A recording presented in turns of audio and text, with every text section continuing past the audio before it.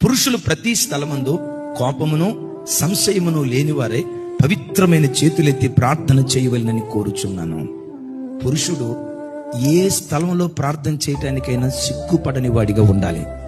ప్రతి స్థలమందు బ్రదర్ చర్చిలో ప్రార్థన చేసావు, ఫర్ ఎగ్జాంపుల్ ఫంక్షన్ హాల్లో మెయిన్ రోడ్డు మీద బ్రదర్ ఒక చిన్న ప్రార్థన చేయండి అని అన్నాం అనుకోండి, కొంతమంది ఏమంటారు తెలుసా, నేను కాదన్నా సిస్టర్ బాగా ప్రార్థన చేస్తుందన్నా అంటే ఇప్పుడు అక్కడికి సిస్టర్ గారిని తీసుకురావాలా? ఏ ఇంటిలో పురుషుడు ప్రార్థనా పరుడుగా ఉంటాడో మీరు వినండి, ఆ ఇల్లు కట్టబడే విధానమే ప్రత్యేకంగా ఉంటుంది. అట్లాగని స్త్రీకి ప్రార్థన అవసరం లేదని కాదు.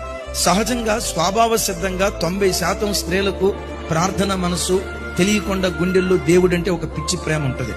ఆ ప్రేమ లేని యెజబెలు కొంతమంది ఉంటారు, అది వేరే సంగతి.